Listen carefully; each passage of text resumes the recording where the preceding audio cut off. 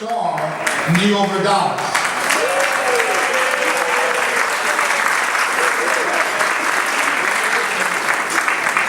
We heard that Nia was far more than a star.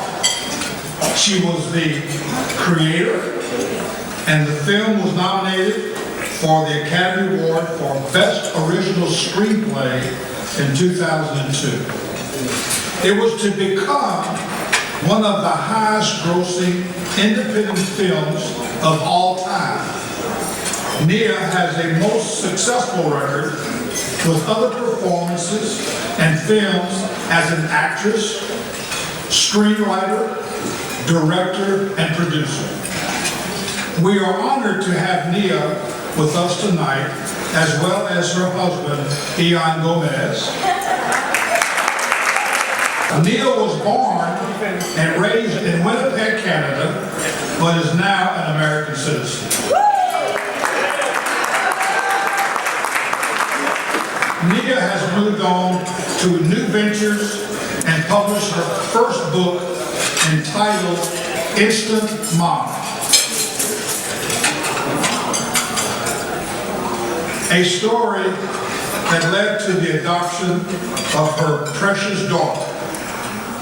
Nia is here to share her experience in becoming a major advocate for adoption.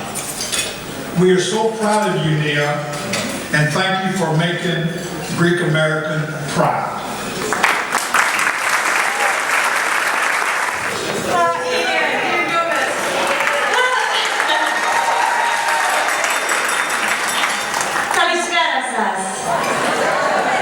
Your Eminence, Archbishop Demetrius, Your Eminences, Your Graces, Reverend Fathers, Mr. and Mrs. Kotras, membership of Leadership 100, and guests. Κυρίες και κύριοι, ευχαριστώ πάρα πολύ για την τιμή και με καλέσατε απόψε. Ευχαριστώ πάρα πολύ. Thank you very much for this honor. Thank you for inviting me tonight. And thank you for buying a ticket to my first movie. Here, it is because of all of you. Thank you so much for going to that movie again and again and going back with your yaya. Thank you for taking your non-Greek next door neighbors. In Hollywood, we have a new term for marketing. It's called telegram, telephone, telegreek. Thank you so much. As you know, growing up in a proud Greek family with a mom and dad, my dad Constantine and my mom Doreen, who are here tonight, I felt that it was normal when my parents would visit me at theater school in Toronto, and I would pick them up at the airport in a taxi, and I felt that it was completely normal that my dad would peer at the driver's ID in the back seat. My dad would peer at his name, and it would be something like Pamir Pamashkibab. And my dad would look at his face in a turban and go, "You Greek?"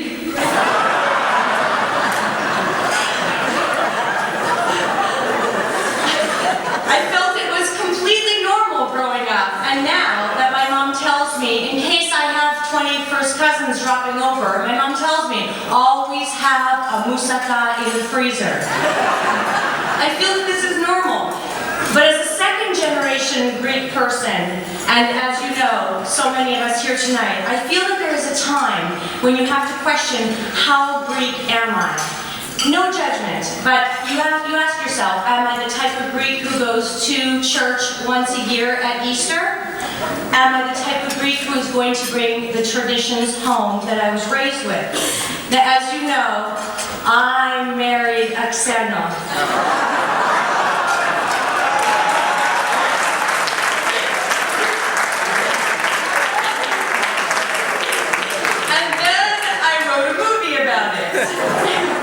I also, as Mr. Kotras is saying, I wrote a book now called Instant Mom, and it is the story of how my husband Ian and I adopted our daughter with only 14 hours notice when she was a preschooler. The only mistake we made a week before we bought a white couch. So we had 14 hours notice and a preschool preschooler walked in our door and we became instant parents. And I'd like to read now from my book, on sale now, by the way. On sale now. I'd like to read now from my book, and it is called Chapter 19, Greek Baptism.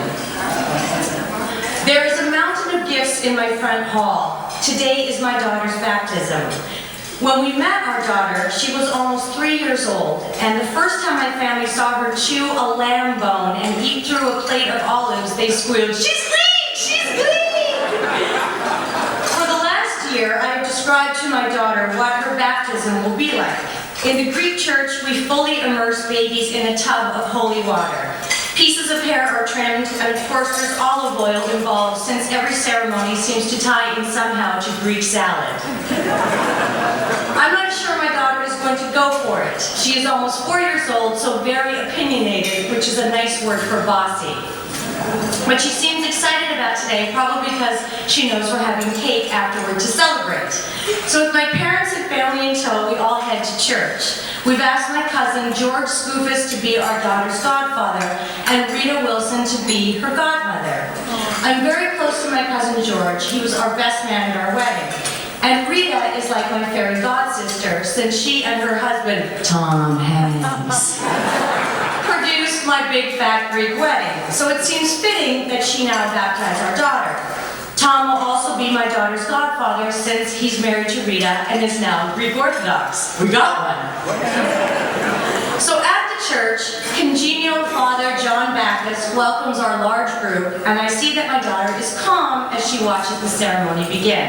She is almost 4 years old and about to be baptized. The priest begins to chant, and Rita and George carry my daughter out of the church to denounce the devil. Yes, really, we Greeks are serious about this good and evil stuff.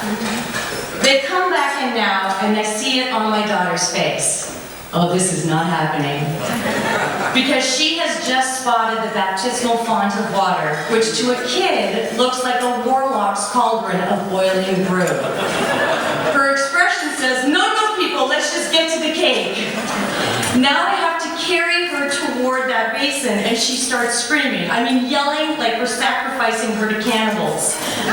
I look at my mom and my dad and my siblings and George and Rita and Tom and think, well, why am I doing this exactly? Is it that important to me that she's Greek Orthodox?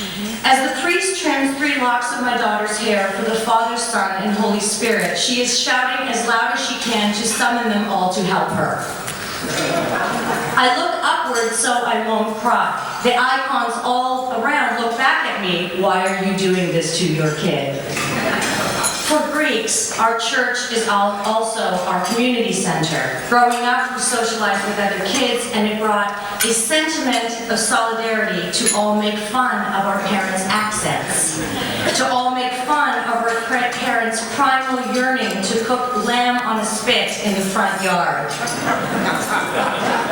Being a part of the Greek church gave me roots, traditions, and a feeling of community. I want my daughter to think of church as a place she can always come to. But she has another plan today. Ian and I cannot console her. She is screaming that this must stop. Rita is soothing her, softly whispering that the baptismal font is just like a warm bath. And I watch my friend Rita. Our shared background is what immediately bonded us the night we met in that small theater when I was doing my solo stage show. We knew each other right away. And because of our same culture, we moved so easily into a friendship. And I now look at Tom Hanks. He looks back at me with a nod as in, it'll be okay. In that moment, I see him not as Tom the movie star, not as Tom my now friend, but as a parent. I see he now knows that sometimes, as a parent, you have to do what you think is right for your child. I glance at my own parents, my husband, siblings, nieces, and nephews. They're all waiting to see what I will do. Now, I am not a grown-up. I would rather take my daughter and run off to join a circus than cause her pain, and she is shrieking and pointing at the cauldron of water as if we're about to make a broth, a zoumi, out of her. So I make a decision, and just like that, I dunk her in the basin, and my daughter goes crazy, crazy. crazy. She gets furious. Ian helped Rita and George pitch in. The priest dumps her some more, and she never stops screaming. Suddenly, it's over. So Rita and I quickly take her away to change her into her new outfit. Rita's experience as a mother shows as she is tender and gentle with my daughter and eventually even gets her to laugh. In her pretty white dress, my small daughter looks as disheveled and vulnerable as if she's just been through a prom night parking lot rumble. Or after Goya. Any Goya party, we've all been there. But she smiles back at Rita and even gives her a small kiss on the cheek. As we're driving home, our daughter says to Ian and me, "I'm really mad at you." And I say, "I know." Sitting beside her in the back seat, I take her hand and squeeze it. I am not sure I did the right thing. I wonder if this is what being a grown-up is supposed to feel like. My daughter declares, "I don't like it there." Now, I should spout off about how great church is, how it will always be a place she belongs. But I don't right now. I just touch her face and say, "You don't have to go back there again until you get married." So I guess I'm not really a grown-up after all. And for the record, she goes back a lot, because a few months after her baptism, she starts Greek school at the community center. I can find some parts of my Big Fat Greek Wedding are a documentary. But I see today at church, as we walk to get communion from Father John, we have to pass by that big baptismal font. My daughter walks a wide circle away and around it. She has not got near it since. Thank you.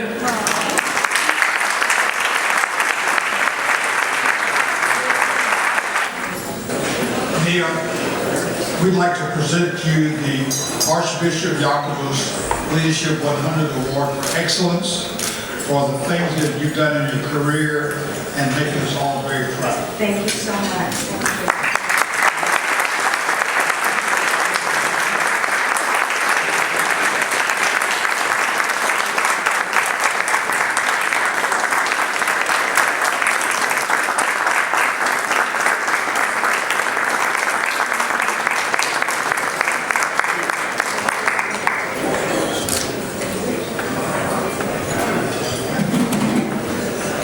I would like to congratulate